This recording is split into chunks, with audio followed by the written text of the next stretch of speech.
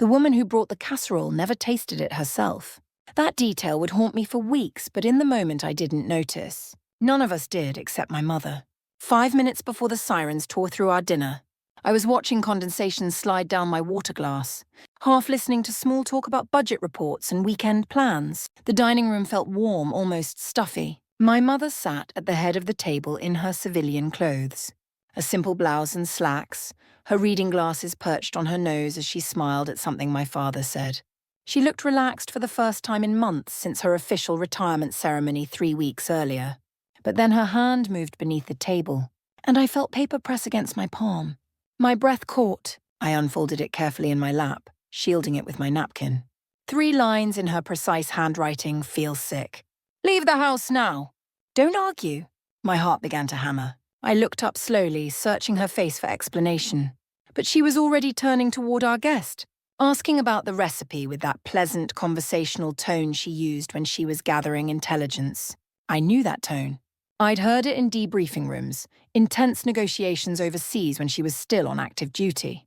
It was the sound of a commander assessing a threat. I stood, my chair scraping against the floor. I'm sorry, everyone. I'm not feeling well. I think I need some air. The words felt thick in my throat, artificial.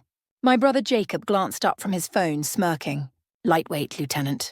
Can't even handle Mom's dinner party. I forced a weak smile and moved toward the door, my legs unsteady. Behind me, I could hear my mother's voice, still light, still engaged. Emily's been working long hours at the communications office. The stress catches up. I stepped onto the porch.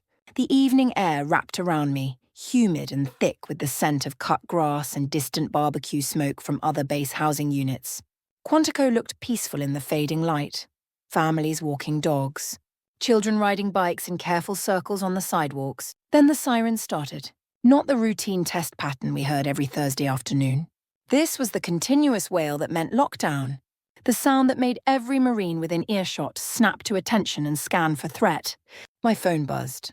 A text from Mom: stay outside. Do not come back in. I mean it. My hands started shaking. Military police vehicles roared past, their lights painting the neat lawns in alternating red and blue.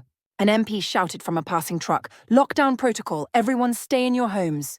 But I was already outside, frozen on the sidewalk, watching as more emergency vehicles converged on our street. People emerged from their houses, confused and frightened. A neighbor called out, "What's happening?" I couldn't answer. I could only stare at our front door, knowing my entire family was inside and my mother somehow had seen this coming. Paramedics rushed past me carrying equipment. One of them, a young corpsman I recognized from the base clinic, gave me a sharp look. "Ma'am, you need to clear the area." "That's my family's house," I managed to say. He hesitated, then said more gently, "Then you need to let us do our job." The door stood open now, and through it I could see movement, voices raised, my father's unmistakable silhouette gesturing toward the dining room. Then I saw the stretcher. Someone was being carried out, strapped down, an oxygen mask over their face. My mother appeared in the doorway. Even from this distance, I could see the rigid set of her shoulders, the way her hands were clasped behind her back. It was her command posture, the one she wore during inspections and crises. She spoke briefly with the senior MP, then her eyes found mine across the lawn. She gave a small, controlled nod. The message was clear: stand down. Wait, I would learn later what she'd noticed during dinner. The way our guest, Cynthia Haskins, had insisted everyone take generous portions of her homemade casserole. The way she'd served each person carefully, watching their faces. The way she never put any on her own plate. And the faint wrong smell that had made my mother's instincts scream danger, a chemical note that didn't belong in any kitchen. In that moment, as the base lockdown sirens echoed off the brick buildings and the Virginia sky darkened overhead, I understood something I'd never fully grasped before. My mother hadn't stopped being a Marine when she retired. The uniform could come off, but the vigilance never would. That night, her decades of training, of reading people and situations, of trusting the whisper of intuition over the comfort of assumption, had saved my life. Maybe all our lives. The sirens continued their mechanical wail as I stood on that sidewalk, watching the organized chaos of emergency response unfold. And I realized that the most dangerous battles aren't always the ones we see coming. Sometimes they arrive at your dinner table with a smile and a covered dish. And sometimes the only thing standing between you and catastrophe is someone who's learned to trust what doesn't feel right, even when everything looks perfectly normal. The emergency vehicles didn't leave our street for nearly 40 minutes. I watched from behind the security perimeter as NCIS agents arrived in their dark SUVs, their movements efficient and deliberate, the kind of response that told me this wasn't a medical emergency. This was a crime scene. My father emerged eventually, his face pale and drawn. He walked toward me slowly, like a man carrying weight he couldn't put down. "Emily," his voice was rough, "your mother wants you to know everyone's safe, but you need to stay out here a little longer." "Dad, what happened?" He glanced back at the house, at the agents moving in and out with equipment and evidence bags. "That casserole Cynthia brought, your mother thought something was wrong with it." She was right. My stomach dropped. Wrong how? "Contaminated." Deliberately. The word hung between us like something physical. "The woman who brought it is in the ambulance right now. She's the only one who got sick." None of it made sense, but if she poisoned it, why would she be the one who they're still figuring that out? Dad interrupted. "But Emily, your mother saved us. All of us." His voice cracked slightly. "She saw something none of us saw." I wanted to ask more, but an NCIS agent approached us. A tall man with sharp eyes and a notepad. "Lieutenant Lawson, I'm Special Agent Travers. I need to ask you some questions about tonight." We moved to one of the police vehicles parked along the curb. The metal was cool against my back as I leaned against it, suddenly exhausted. "You left the dinner early," Travers said. "Why?" I hesitated, then decided honesty was the only option. "My mother told me to. She passed me a note under the table telling me to leave." His pen stilled. "She gave you advance warning?" "Yes. But she didn't explain why. She just told me to go, and I trusted her." He made a note. "Did you notice anything unusual about Mrs. Haskins's behavior before you left?" I thought back, replaying the evening in my mind. She was nervous. Her hands shook a little when she was serving the food. And she kept watching everyone like she was waiting for something to happen. "Did she eat any of the casserole herself?" "No." The realization hit me cold. "She didn't touch it." Travers nodded slowly. "That matches what others reported." "Thank you, Lieutenant. We'll be in touch." He walked away, leaving me in the strange half-light of the emergency vehicles. Around me, Quantico continued its lockdown protocol. Gates secured, patrols doubled, every entrance and exit monitored. The base had become a fortress, and somewhere inside that fortress was a woman who'd brought poison to my family's table. When they finally let me back inside, the house felt different. The dining room was cordoned off with crime scene tape. The table where we'd been sitting less than 2 hours ago was now covered in evidence markers, the plates photographed from every angle, the casserole dish sealed in a plastic bag. My mother sat in the living room, still upright, still controlled, but I could see the exhaustion in her eyes. When she saw me, something in her expression softened just slightly. "You followed orders," she said quietly. "That saved you." I sat beside her, close enough that our shoulders touched. "How did you know?" She was quiet for a long moment, staring at her hands. 30 years in the Marine Corps teaches you to read people. Not what they say, but what they don't say. What they avoid. What makes them nervous. She looked at me. "Cynthia brought that dish to our table, made sure everyone took some, and never once put it on her own plate. That's not normal hospitality. That's someone who knows what's in the food." "But why would she poison herself?" My mother's jaw tightened. "I don't think she meant to. I think she brought an antidote, planned to take it discreetly. But something went wrong. Maybe she couldn't bring herself to watch us suffer. Maybe she realized too late what she'd done. Either way, she's paying the price now." The words settled over me, heavy and complicated. This wasn't a simple story of good and evil. This was something messier, something that spoke to pain and desperation and choices made in the darkness of grief. "Do you know her?" I asked. Mom nodded slowly. "Years ago, I presided over a court-martial. Her husband was the defendant. He'd been selling restricted chemicals from the medical supply depot, claimed it was for legitimate research, but the evidence said otherwise." She paused. "I signed the report that ended his career. And he took his own life 3 days after sentencing." Her voice was barely above a whisper. "His wife disappeared after that. I heard she'd remarried, moved away. I never thought I'd see her again." The pieces fell into place with sickening clarity. "She came back for revenge. She came back with her pain turned into a weapon," Mom corrected. "And she almost succeeded." We sat in silence as the agents continued their work around us. Somewhere in the house, I could hear Jacob's voice, angry and shaken. My father's lower tones trying to calm him. The normal sounds of a family trying to process the abnormal. Finally, I asked the question that had been burning in my mind since the sirens started. "How many times have you done this? Seen danger before anyone else?" She smiled, but it didn't reach her eyes. "More times than I can count." "That's the burden of experience, Emily. You see threats in every shadow. You question every kindness. You can never fully relax because you know how quickly safe can become deadly." She turned to me, and in her eyes I saw not just the colonel who'd commanded respect from hundreds of Marines, but my mother, tired and human and still standing guard. "Tonight wasn't instinct," she said. "It was memory. I recognized the signs because I've seen them before. The hyperfocus, the forced cheerfulness, the need to watch others suffer as some kind of justice." Her voice broke slightly. "I know those signs because I've been the one who caused that pain, even when I was just doing my duty." In that moment, I understood something profound. My mother didn't save me because she was a hero. She saved me because she knew what it meant to carry the weight of decisions that destroy lives, even righteous decisions. She knew because she'd lived on both sides of that equation, the one who enforces justice and the one who watches the aftermath. The night stretched on, filled with questions and statements and the mechanical process of investigation. By the time the last NCIS agent left, dawn was beginning to lighten the Virginia sky. We stood on the porch, my mother and I, watching the base wake up to a new day. Flags rose at every building. PT formations began their morning runs. The familiar rhythm of military life resumed. But we knew something had changed. Not in the base, but in us. Because we'd seen how thin the line was between safety and danger, between trust and betrayal, between the instinct that saves lives and the hesitation that ends them.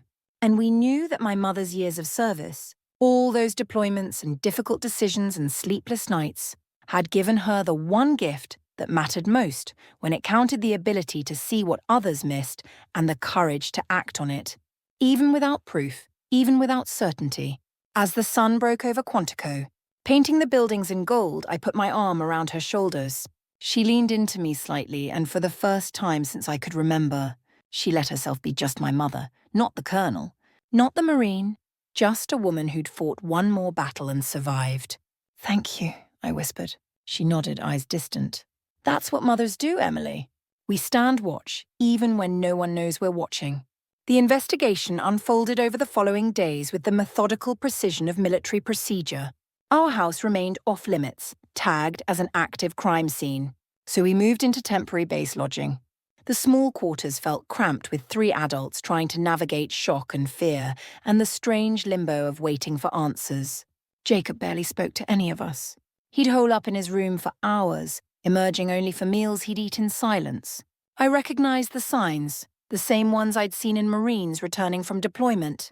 He was processing trauma, trying to reconcile the dinner table he'd known with the crime scene it had become. My father threw himself into helping the investigation, providing statements, answering questions, organizing logistics. It was his way of coping, staying busy so he didn't have to feel. But I saw the way his hands shook when he thought no one was looking, the way he'd pause sometimes in the middle of a sentence, lost in some internal replay of that night. My mother, true to form, turned analytical. She filled a notebook with observations, timelines, everything she remembered about Cynthia Haskins from the years before and the dinner that night. I found her one evening at the small desk, the lamplight casting shadows across her focused face. "Can't sleep?" I asked. She glanced up. "Too much to think about." I sat on the edge of the bed.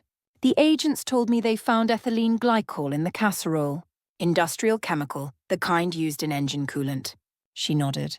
"Lethal in moderate doses. Sweet taste, which is why people sometimes use it. It masks well in acidic foods. How do you know that?"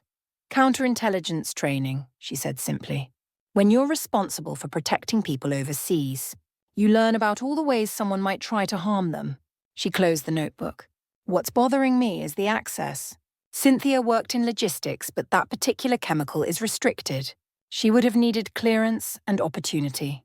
"The NCIS agent said she used her old authorization codes," I offered. "Apparently the system flagged unusual requisitions under her account going back several weeks. But no one reviewed them in time." Mom's expression darkened. "Security failure. Someone should have caught it." They caught it eventually. The contamination sensors in the HVAC system detected it when she brought the dish into the house. That's why the lockdown happened so fast. She looked at me, surprise flickering across her face. I didn't know that. I thought they'd responded to my call. I shook my head. You called after you got me out. But the automated system had already triggered. Your instinct and the technology saved us at the same time. A ghost of a smile crossed her face. Redundant security. That's good military planning. We sat in comfortable silence for a moment. Then she asked, have you been to see her? The question caught me off guard. Cynthia, no. Why would I? Because understanding doesn't come from distance, Emily. It comes from looking directly at what frightens us. Her voice was gentle. I'm going tomorrow to the hospital. Come with me. The next morning, we drove to the base medical center under grey skies that threatened rain. Cynthia was in a secure ward, under guard and under observation. The duty nurse hesitated when she saw us, but ultimately allowed a brief visit. The woman in the hospital bed looked nothing like the cheerful guest from dinner. She was gaunt, diminished, her skin pale against the white sheets. An IV line ran from her arm and monitors beeped softly beside her. When she saw my mother, her eyes filled with tears. Rebecca? Her voice was hoarse. My mother stepped closer, her face unreadable. Cynthia, I suppose you've come to see the monster. I've come to see a woman in pain, Mom replied quietly. There's a difference. Cynthia laughed, a brittle sound. Is there? I tried to kill you. Kill your family? Doesn't that make me a monster? It makes you someone who let grief destroy her judgment, my mother said. But it doesn't erase your humanity. I watched this exchange, fascinated and disturbed by the compassion in my mother's voice. This woman had tried to murder her, had nearly succeeded, and yet there was no hatred in Mom's eyes. Only a profound sadness. Eric would be ashamed of me, Cynthia whispered. Your husband made his own choices, Mom said, just as you made yours. His death wasn't my doing, Cynthia. I enforced regulations. That's all I did. But it felt personal, Cynthia said, tears streaming now.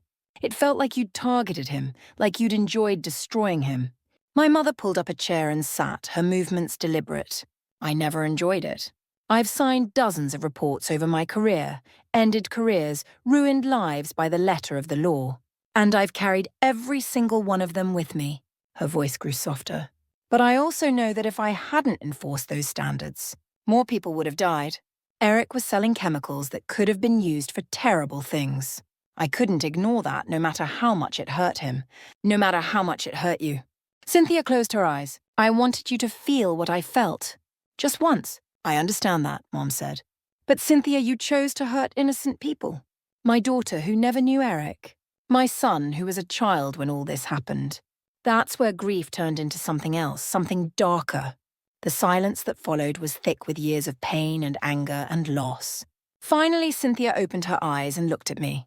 I'm sorry, she whispered. I know it doesn't matter now, but I'm sorry. I didn't know what to say. Part of me wanted to rage at her, to make her feel the terror I'd felt. But another part, the part that had listened to my mother all these years, understood that this woman was already in a prison of her own making, one far worse than any cell. I forgive you, I heard myself say. The words surprised even me. Cynthia stared. Why? Because holding on to anger would make me like you, I said quietly. And I don't want to become what you became. We left shortly after. In the parking lot, rain had started to fall, light and cleansing. My mother stood with her face tilted up, letting the drops hit her skin. That was harder than most of the combat situations I've been in, she admitted. Why did we do it? I asked. She looked at me, water beading on her cheeks, because she needed to see that the person she'd tried to destroy was still human. And I needed to see that despite everything, so was she. Without that, we're all just enemies. And I've had enough enemies for one lifetime. We drove back to base housing in silence, the windshield wipers beating a steady rhythm. I thought about forgiveness, about how it wasn't the same as forgetting or excusing. It was something more complicated, something that acknowledged pain without letting that pain define the future. That evening, as we sat in the temporary lodging, Jacob emerged from his room. He looked at Mom for a long moment, then said, I'm sorry I've been so angry. She stood and embraced him. You're allowed to be angry. What happened was terrifying. It's not just that, he said, pulling back. I've been angry at you for years, for being gone so much when we were kids, for putting duty before us. for being so damn perfect all the time. His voice broke. And then you saved us, and I realized I've been angry at you for all the wrong reasons. Mom's eyes shimmered.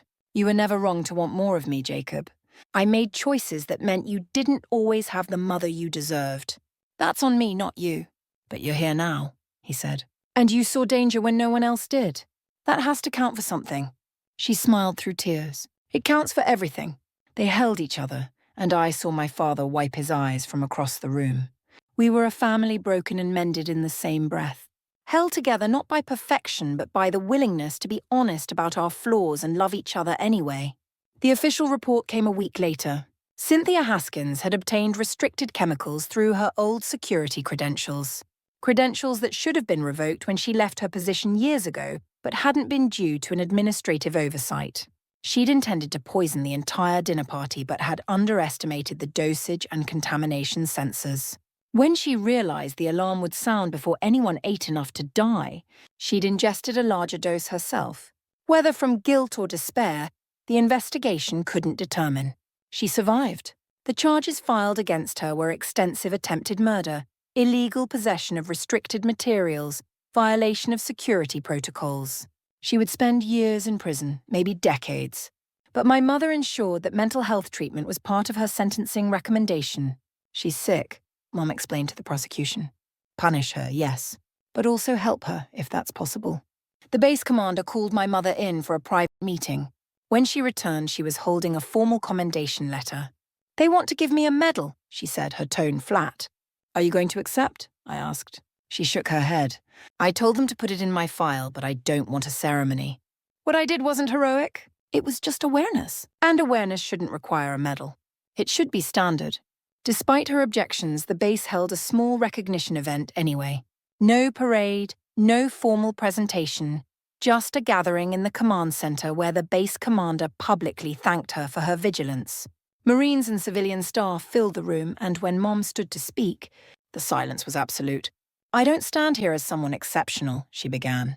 I stand here as someone who's been doing this job long enough to recognize patterns. That's not heroism.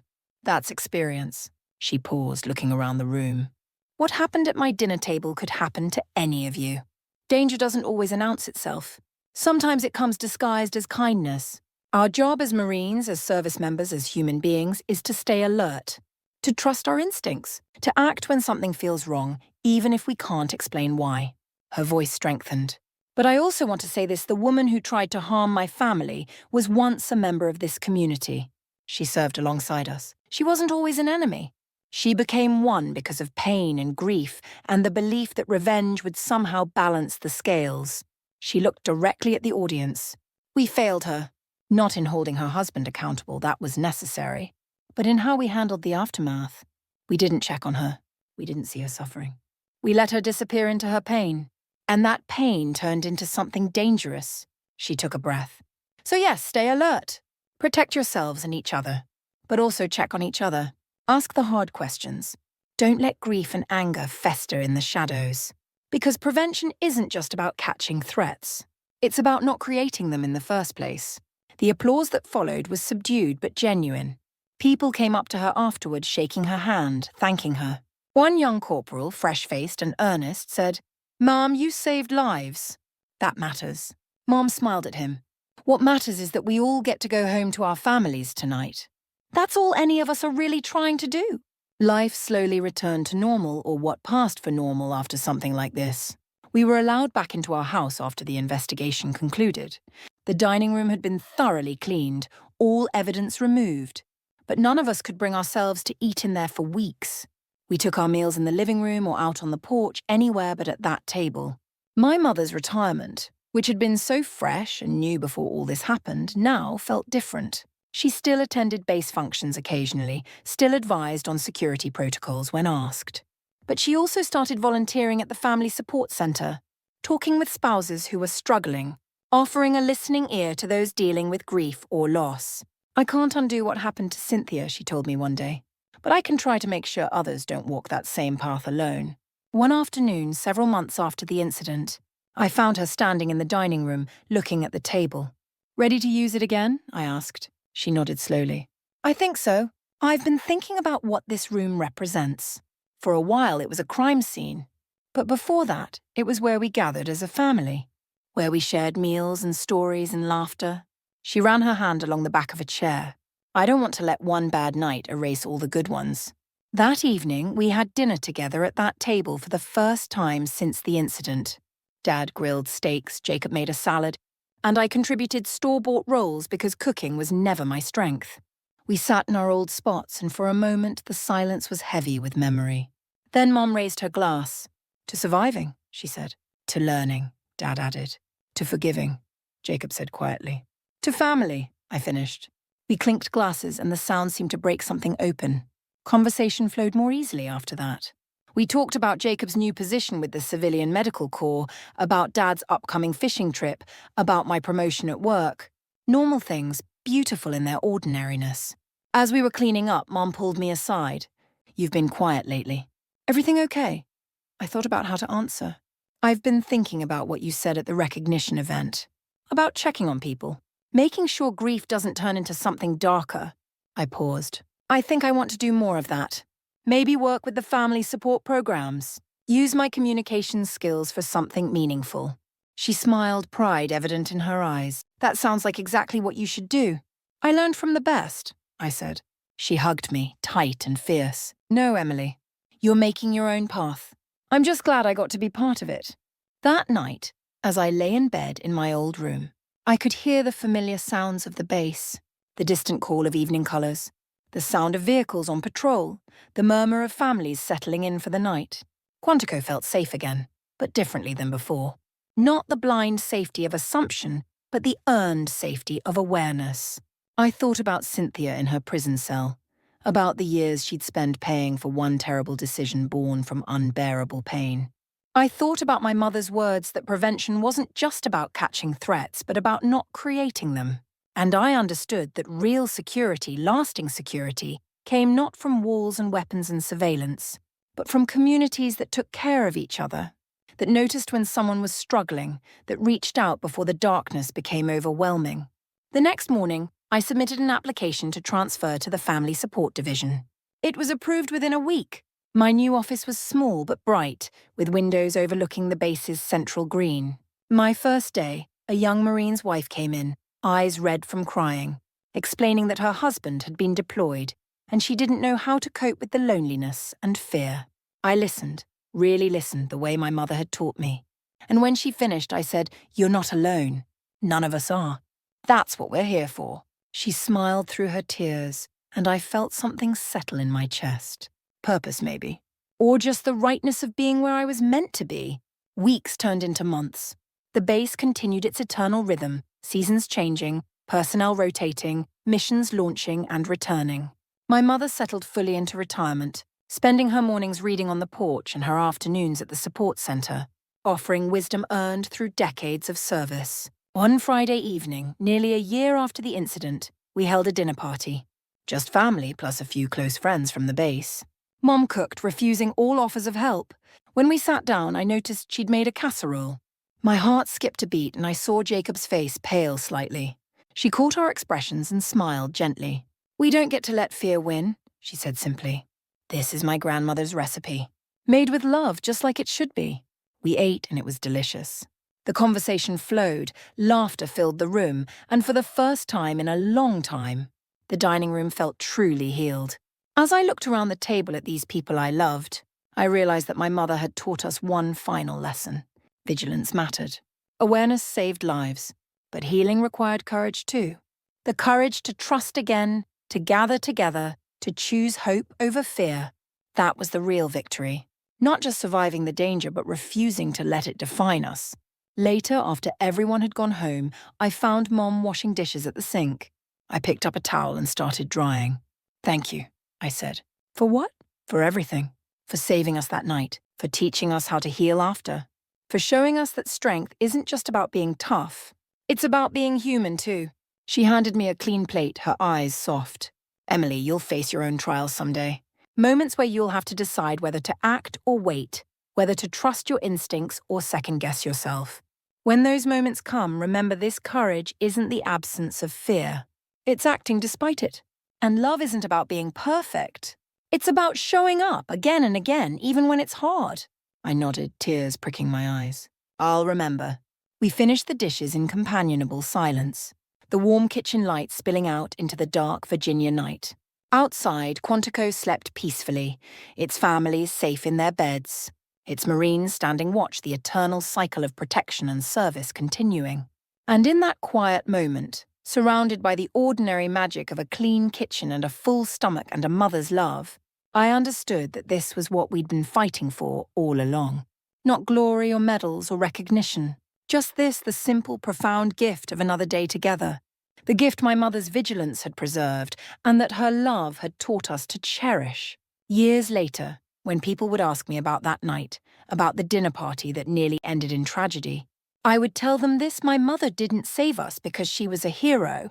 She saved us because she'd learned through decades of service and sacrifice to pay attention, to trust the quiet voice that says something is wrong, to act without hesitation when lives are on the line. But more than that, she saved us because she loved us.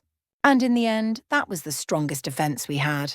Not protocols or procedures or training, though those mattered, but the fierce, protective love of someone who'd seen too much darkness to let it claim her family. The last time I saw Cynthia was at a restorative justice hearing 3 years after the incident. She'd requested the meeting, wanting to face my family and apologize directly. Mom agreed to go and I went with her. Cynthia looked older, marked by prison but also by something else. Maybe the beginning of peace. She spoke haltingly about her grief, her anger, her terrible decision. She didn't make excuses. She simply said, "I was wrong, and I'm sorry. I know that doesn't fix anything, but I need you to hear it." My mother listened, then said, "I accept your apology, Cynthia, and I want you to know that I'm sorry too. Sorry that we failed to support you when you needed it most. Sorry that the system didn't catch the gaps that allowed this to happen. We all bear responsibility for creating communities where people feel cared for. We didn't do that for you, and I'm sorry." It was an extraordinary moment, this exchange of apologies between someone who'd nearly committed murder and someone who'd nearly been murdered. But it was also deeply human, an acknowledgement that life is complicated, that people are complicated, that sometimes there are no simple villains or heroes, just flawed humans trying to navigate pain and duty and love. As we left the prison that day, Mom said, "I hope she finds peace someday." "Do you think she will?" I asked. She considered the question. "I think peace comes when we can forgive ourselves. That's the hardest kind of forgiveness, and I don't know if she's there yet, but I hope she gets there. Everyone deserves that chance." We drove home through the Virginia countryside, past Quantico's gates, back into the world we'd defended and nearly lost. The base looked the same as always, eternal and unchanging in its purpose. But we were different. Marked by experience, yes, but also enriched by it. We'd looked directly at darkness and chosen light. We'd faced betrayal and chosen forgiveness. We'd survived tragedy and chosen to keep loving anyway. That evening, I wrote in my journal for the first time in months. I wrote about duty and family, about vigilance and mercy, about the thin line between safety and danger that we walk every day. And I wrote about my mother, not as a colonel or a Marine, but as a woman who'd spent her life standing watch over those she loved.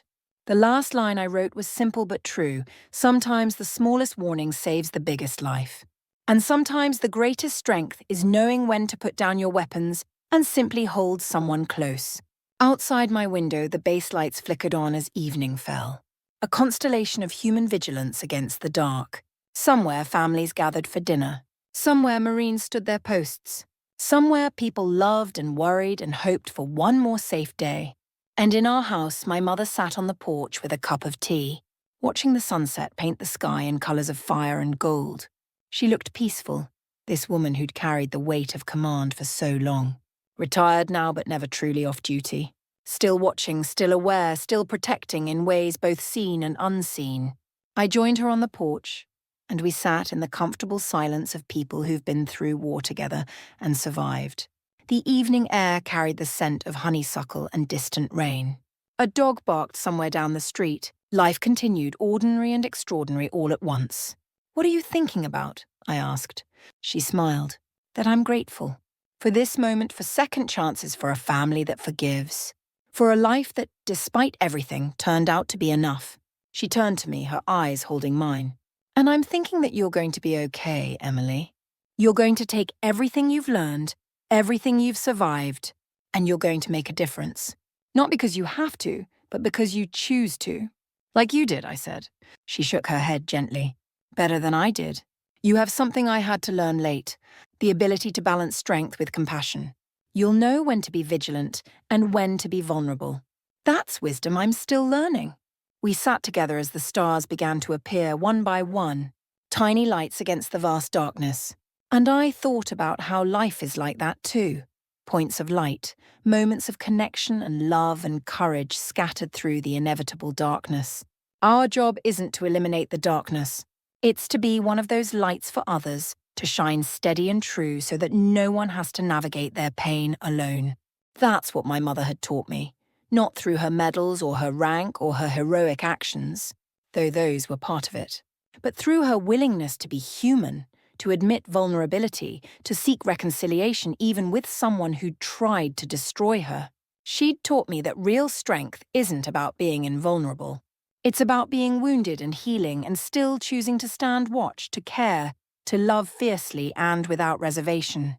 As the night deepened and the bass settled into its quiet nighttime rhythm, I felt something I hadn't felt in a long time. Not just safety, though, that was there. Not just gratitude, though I was grateful. But hope. Deep, abiding hope that tomorrow would come, and we would face it together, whatever it brought. My mother reached over and squeezed my hand. No words needed, just that simple gesture of connection. And in that touch, I felt everything she'd ever wanted to tell me. I'm here. You're safe. We survived. We'll keep surviving together. The sirens that had once signaled danger now wailed only in drills, routine and expected. But I would never hear them quite the same way again. They would always remind me of the night my mother's instincts saved our lives, of the thin boundary between catastrophe and safety, of how quickly the ordinary can become extraordinary. And they would remind me, too, of the gift we'd been given: more time together, more meals shared, more sunsets watched from this porch, more ordinary moments that were anything but ordinary when you understood how close you'd come to losing them all. As I stood to go inside, my mother called after me. "Emily." I turned. "Yes?" She smiled, the kind of smile that held decades of love and loss and hard-won wisdom. "Thank you for trusting me that night. For taking the note and leaving when I asked. Your trust saved your life." I walked back and kissed her forehead. "You gave me a lifetime of reasons to trust you." One more time was easy. Inside the house, my father was watching television. The familiar routine of evening news and weather reports. Jacob called from upstairs asking if anyone wanted popcorn. The ordinary rhythm of family life, so precious because we knew how fragile it was, how quickly it could be taken away. I made popcorn, we gathered in the living room, and we watched a comedy none of us really paid attention to. We just wanted to be together, to hear each other's laughter, to exist in this bubble of safety we'd almost lost. Later, in my childhood bedroom under the covers I'd had since high school, I thought about all the families on base sleeping peacefully tonight, unaware of how many invisible guardians stood watch. The sentries at the gates, yes, but also the mothers and fathers who stayed alert to danger. The service members who carried their vigilance home with them. The community that, at its best, took care of its own. We weren't perfect. Cynthia's pain had fallen through the cracks, and it had nearly destroyed us. But we were learning, trying to be better.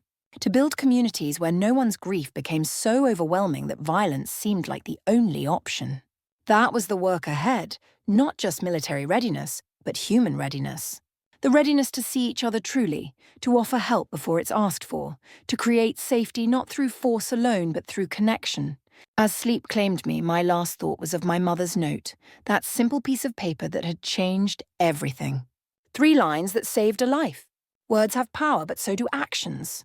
And the greatest action, the one that mattered most, was the decision to stand watch over those you love, to trust your instincts when they whisper danger, to act without hesitation when someone needs saving.